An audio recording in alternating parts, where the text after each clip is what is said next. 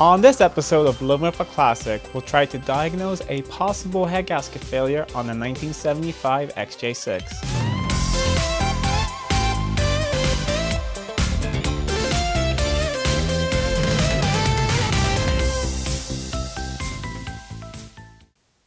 Welcome back to Living with a Classic, and if you're new to my channel, I hope that you stick around and consider subscribing. I put new videos every week, and this week we're going to try to go through the steps and see if we can diagnose a possible head gasket failure on a friend of mine's 1975 XJ6.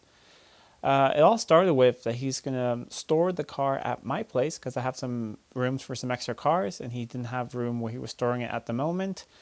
And also that I would probably go through and give it a service and get it inspected again. It's been off the road for about 2 years, but there should be nothing wrong with the car. However, on this first attempt to drive to my house, the car would not restart after refueling, possible ignition problem or something wrong with the choke. So it started up fine. Later when it cooled down, he drove it back home, and then he was going to try another weekend. So then when it came up to my house, about 100 to 200 meters from my house, it blew a coolant hose. The hose that goes to the heater has a long just crack in it, and it blew off and it lost a lot of coolant. But the engine was shut down right away, possibly 30 seconds later.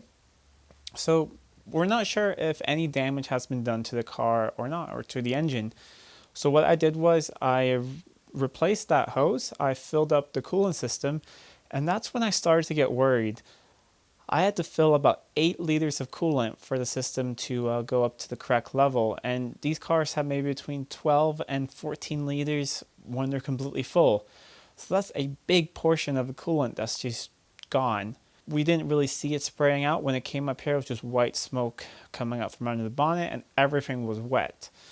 So a little bit unsure of exactly what happened there, but I filled up the coolant system and I started it up. And was running a little bit rough, but I mean that could just be some carburation issues or something else, but it's running a little rough and it was smoking a lot, I thought. So I looked while I was filling, and of course the coolant was burping, but I felt like there was a lot more bubbles coming out there than they should normally, but I didn't really think that much about it. And then I came back the next day and I saw the level had dropped drastically, even though I filled it up again.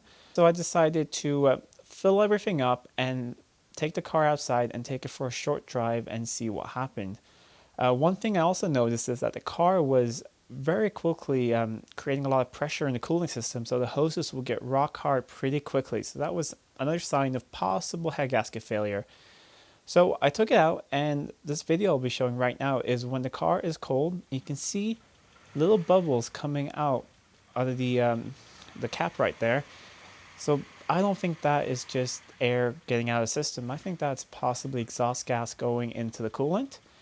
And here you can see after my short little drive, the engine was fully warmed up and it was still smoking a lot of white smoke.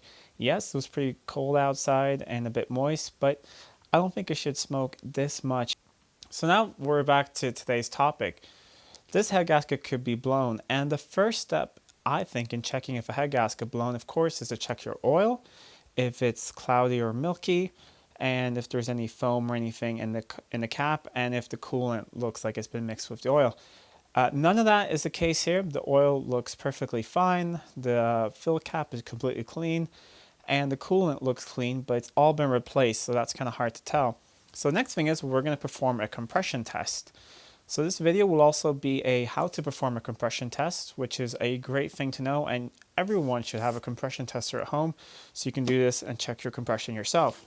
This is just a standard compression gauge, nothing really fancy at all.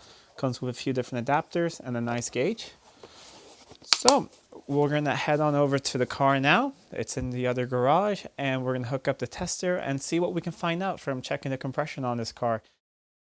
So here we are in the other garage with that 1975 XJ6 that might have a blown head gasket. I've already taken all the spark plugs out, so that's all ready. They're over here, and they all look pretty even. Can't tell if there's any water in any of them. The oil that you can see on some of them is just because the valve cover gaskets are leaking, and there was some oil pooled up around the sides over here. So I cleaned all that off before I took them out so nothing went into the cylinders. Got some pen and paper ready to take down the compression readings so we can have a look at them afterwards. And then we're going on to the most important part. How do you perform a compression test? The first thing you need to do is some way you need to disable the spark and you need to disable the fuel pump so you don't pump fuel into the engine. The easiest way to do this, in my opinion, is basically don't touch the ignition, leave the ignition off, but go to the starter relay and hook up some type of cable so you can basically hot wire the engine just to have the starter run over without having any of the ignition parts on. On an XJ, so an XJ series, this is a series 2 for instance, you have the starter relay up here. The brown cable is the main power cable going up from the battery, and this white and red cable is what goes down to the starter motor and the solenoid. So the easiest thing you can do is you can just get a cable like I've done here, a thick one, stick it in there, and if you have the battery over here really close, that works well on the left-hand drive car. If you have a right-hand drive car, you can also disconnect the brown one here and just connect those together if you want to hot wire the engine. So basically, you take the cable like this onto the positive, and it will spin over quickly like that. I have charged the battery overnight, so I know I have a fully charged battery. So the next step is to hook up the compression tester. Then we're going to read the compression one cylinder at a time, and we'll have a look and see what the results are. So you take the hose from the compression tester kit, and you carefully thread it into cylinder 1 to start off with. It can be a little difficult to start, make sure you don't cross thread it. These don't have to go in very tight. There's an O-ring that seals them, so just make sure the O-ring seals. Hook up the second part of the tester. Make sure it's on there tight so it doesn't fly off. And I'm going to try and hold it there so we can see. While you're completing a compression test, it's really important to have the throttle open all the way. So either jam it open, which is what I've done here, or you can get a helper to hold the throttle open while you're completing the test. All right, so now we're going to spin the engine over while they go through a couple compression cycles until we see the reading stabilize. Like that's enough. Let's see, that's about 120 psi.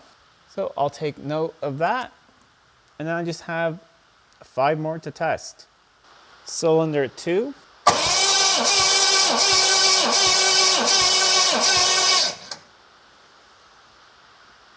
Cylinder 3.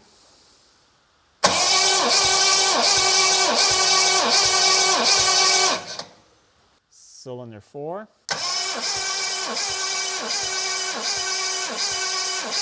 Cylinder 5.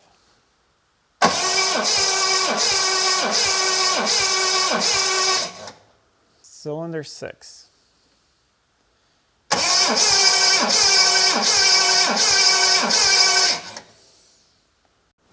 So with those results, let's head on over back to the workshop and talk about what we found out from this compression test. All right, so now we're back in the workshop. I have the note paper here with the compression readings.